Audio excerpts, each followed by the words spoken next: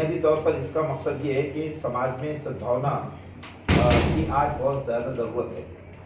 हम देख रहे हैं कि हमारे महाराष्ट्र राज्य में एक ख़ास किस्म का माहौल निर्माण किया जा रहा है, जिससे ऐसा लगता है कि दो समाजों के दरमियान एक खलीज, एक तरह का गैप वो जो है वो बढ़ता जा रहा है।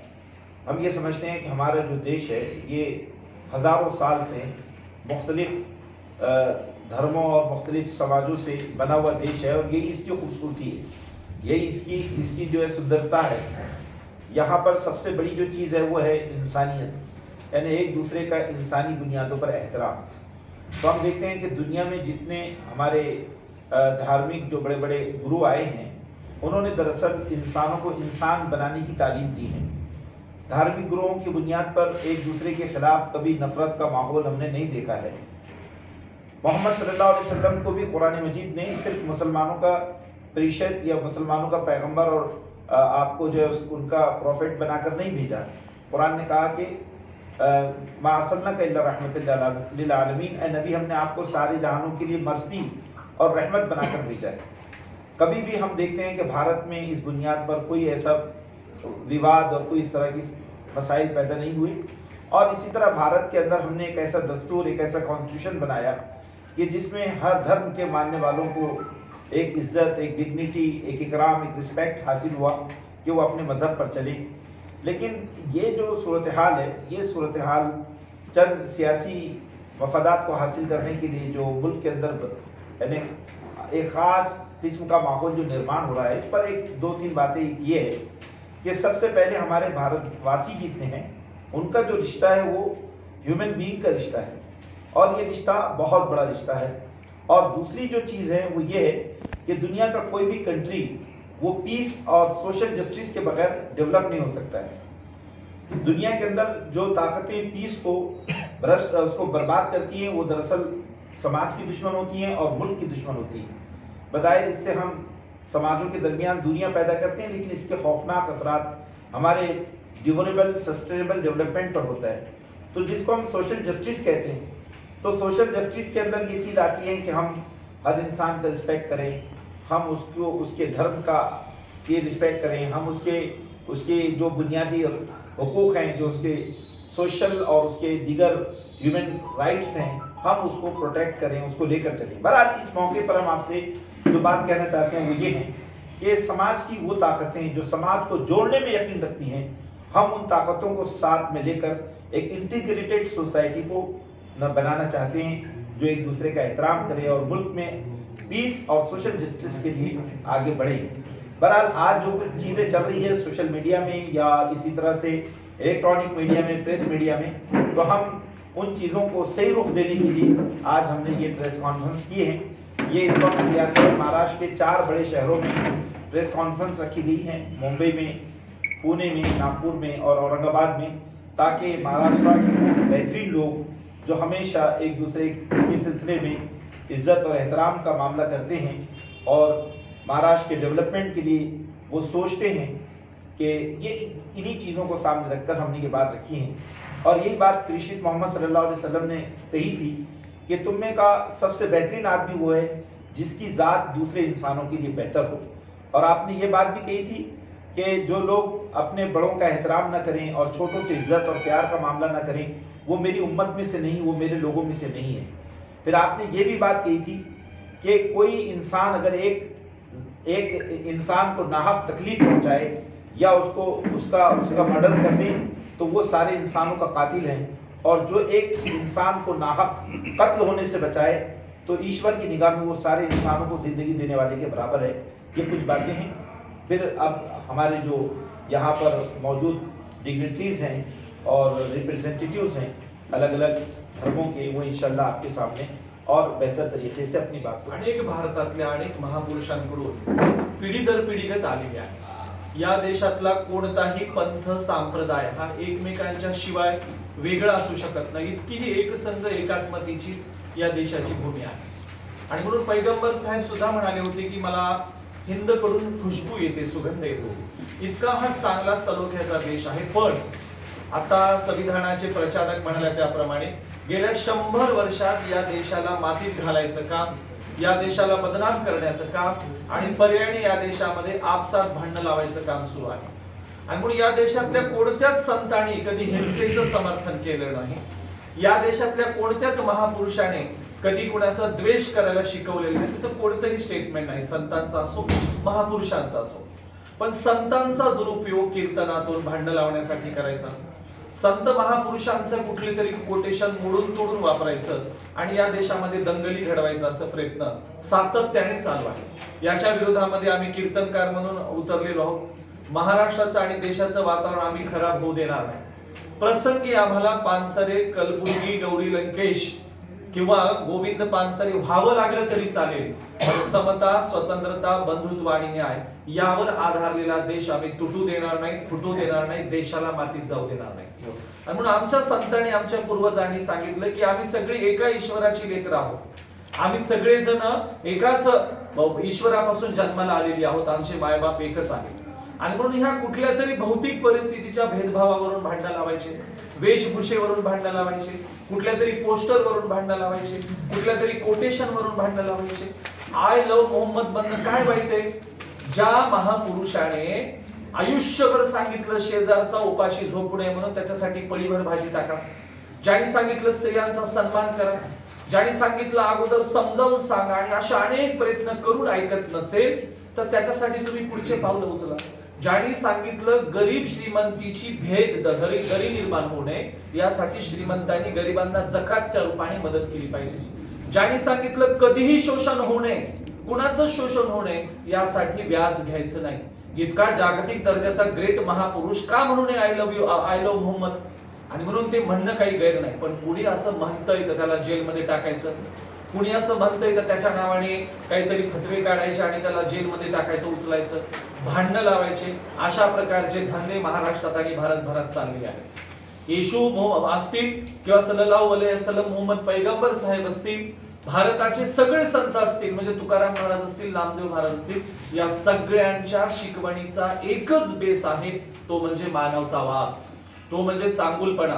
संतांचे अभंग घ्या आणि कुठले तरी हदीस घ्या एखादं किंवा कुराणच्या आयाती घ्या, तुम्हाला असं दिसेल कोणताही भेद नाही. भेद हा इथल्या राज्यकर्त्यांनी निर्माण केला. एका विशिष्ट विचारधारेच्या, ब्राह्मणवादी विचारधारेच्या लोकांनी हा भेद केलेला आहे. मी धर्मकीर्ती महाराज परभणीकर उर्फ नितीन सावंत म्हणून सांगतो, या देशाचे तुकडे करण्याचा हजारो वर्षापासूनचा प्रयत्न ब्राह्मणांनी आणि ब्राह्मणवाद्यांनी केलेला आहे. इस्लाम येण्याच्या अगोदर या देशात अस्पृश्यता काय मुसलमानांनी आणली का? गैरबराबरीला जबाबदार मुस्लिम आहेत का? सातत्याने आरएसएस बीजेपी मुसलमानांच्या विरोधाने खापर फोडत असते.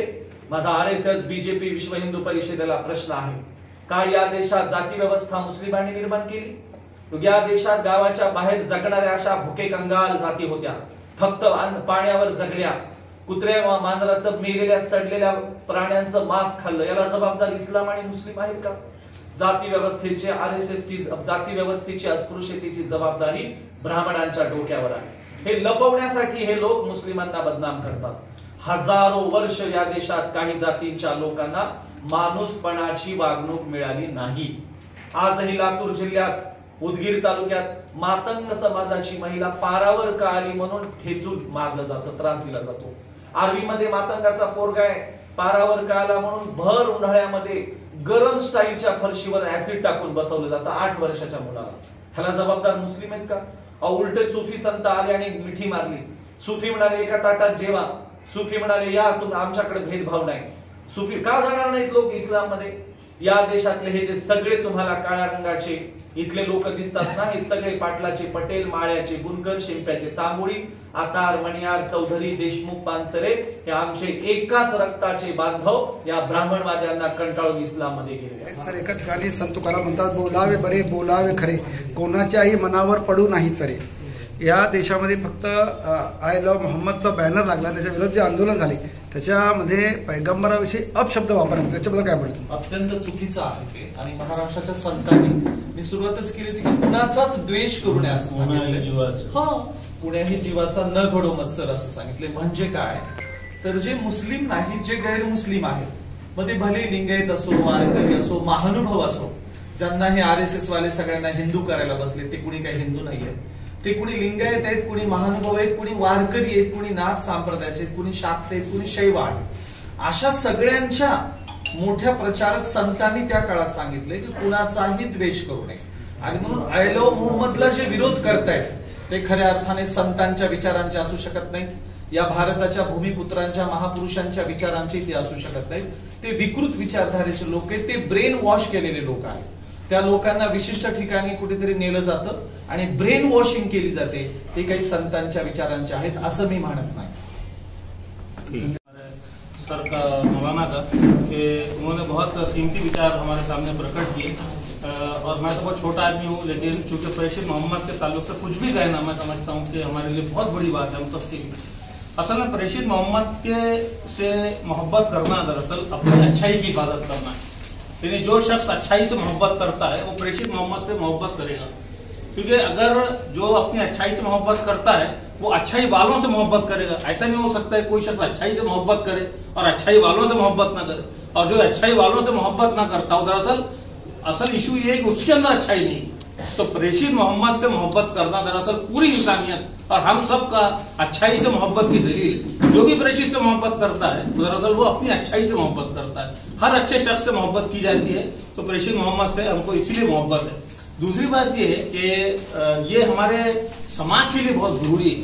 अगर समाज में रोल मॉडल्स आप देखिए कि अगर समाज के जो रोल मॉडल्स है, बड़े बड़े लोग हैं जिनको देख के अच्छाई पनपती है, अगर उनको आप ब्लास्फेमी करेंगे, उनको आप बदनाम करेंगे, तो फिर अच्छाई का कोई रोल मॉडल ही नहीं रहेगा. फिर समाज इंतहाई गंदा और गलील हो जाएगा. फिर कहेंगे भाई कोई अच्छा है ही नहीं, सब गंदे, आप क्यों अच्छे बनना चाहते हैं. तो हमारे समाज की सभ्यता की हिफाजत के लिए, हमारे समाज को बचाने के लिए अच्छे लोगों को अच्छा उनके रोल मॉडल की हिफाजत करना वो हमारे पूरे समाज की जिम्मेदारी है. और मैं इसीलिए समझता हूं कि पूरी मीडिया की जिम्मेदारी है कि हम अच्छी खबरों की हिफाजत करें, अच्छे वैल्यूज की हिफाजत करें, अच्छे इंसानों की हिफाजत करें, चाहे वो किसी भी धर्म के हो, कोई भी बड़ी शख्सियत हो. अगर हम उनकी हिफाजत नहीं करेंगे तो दोस्तों हम अपने समाज का बहुत बड़ा नुकसान करेंगे, अपने आप का नुकसान करेंगे, अपनी आने वाली जनरेशन का नुकसान करेंगे.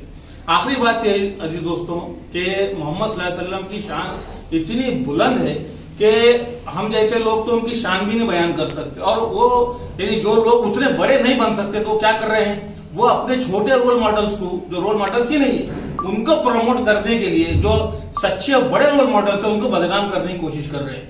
तो इसको हमको समझना चाहिए और इसके लिए हम सबको कोशिश करना चाहिए कि हमारे समाज में हमारी जिम्मेदारी है कि हम खुद अच्छे बने, अपने अंदर की अच्छाई की हिफाजत करें, बड़े लोगों से मोहब्बत करें, रोल मॉडल को रोल मॉडल बनाएं और अपने समाज की हिफाजत करें. ये हम सबका पूरे मीडिया का जिम्मेदारी है कि हम प्रेषित मोहम्मद से टूट के मोहब्बत करें. ही निवळ सद्भावना मंचची जबाबदारी नाही, तर प्रत्येक भारतीयाचं कर्तव्य आहे की आपल्या देशामध्ये सर्वधर्मीय लोकांमध्ये ऐक्य अबाधित राहील, सद्भावना कायम राहील, त्याकरता आपण प्रयत्न करावेत. नितीन महाराजांनी सांगितल्याप्रमाणे निश्चितच हजारो संतांनी, हजारो सूफींनी, बेहिशोब शहीदांनी, ज्यांनी आपलं तन मन धन या देशाला स्वतंत्र करण्याकरता कुर्बान केलं, बलिदान दिलं, या शहीदांचा त्याग, बलिदान, या संतांचा त्याग, या सूफींचे सारे प्रयत्न, माझी तर एक डॉक्टर म्हणून 101% खात्री आहे की ते वाया जाणार नाही. या देशाच्या ऐक्याला कोणीही तडा लावू शकणार नाही. तेवढं याच्याकरता रक्त सांडलेलं आहे. पण याचा अर्थ आपण सर्व शांत राहणं असा नाही आहे. आपण सर्वांनी प्रयत्न मात्र करणं गरजेचं आहे. हा जो प्रश्न आला मध्यंतरी आय लव्ह मोहम्मद सल्लल्लाहु अलैहि वसल्लमचा, या देशामध्ये निवड पैगंबरांचीच नाही, अनेक महापुरुषांच्या जयंत्या साजऱ्या होतात. बाबासाहेबांची जयंती होते, शिवरायांची जयंती होते, महात्मा गांधीजींची जयंती होते, त्यावेळी त्या महापुरुषाचे फोटो लागतात, त्यांच्याविषयी आदरयुक्त बोललं जातं, घोषणा होतात. हे काय ऑब्जेक्शनेबल आहे का? शिवरायांची जयंती निघते, मिरवणूक निघते, आपण घोषणा देतो जय शिवराय आणि सर्व त्याच्यामध्ये सहभागी होतात. कुणाचं ऑब्जेक्शन आहे का? तुकोबांची बीज साजरी होते, गांधीजींची जयंती होते, अनेक महापुरुषांची, पैगंबरांची जयंती साजरी झाली आणि त्यांचं गुणगान करणारे बोर्ड लागले, तर यामध्ये ऑब्जेक्शनेबल काय? काहीच ऑब्जेक्शनेबल नाही. पण निव्वळ समाजामध्ये आपल्या स्वार्थाकरता, मग तो राजकीय असेल इतर कुठला असेल, समाजामध्ये द्वेष पसरवण्याचं हे काम चालू आहे. या भारतात बंधुभाव नित्य वसुदे आहे ना, देवरचे असादे. राष्ट्रसंत तुकडोजी महाराजांची ही प्रार्थना. आणि एक शेवटी सांगतो की संविधानाचा उल्लेख झाला, ज्याची मूलतत्व आहेत स्वातंत्र्य, समता, बंधुता आणि न्याय. त्यानंतर या सर्व प्रत्येक भारतीयाने, प्रत्येक महाराष्ट्रीयन आहे ना नागरिकांनी आणि आपण सर्व औरंगाबादकरांनी, संभाजीनगरकरांनी रोज प्रतिज्ञा केलेल्या आहे शाळा कॉलेजेसमध्ये. आठवते ती प्रतिज्ञा काय? भारत माझा देश आहे आणि सारे भारतीय माझे. ही प्रतिज्ञा आहे, ही शपथ आहे. ये कसम खाई हम लोग. ही ओथ एकदा नाही, रोज प्रतिज्ञा केलेली आहे. हे सगळा द्वेष पसरवताना त्यांना ही आठवण करून द्यायची गरज आहे. तुम्ही काय प्रतिज्ञा केलेली आहे, तुम्ही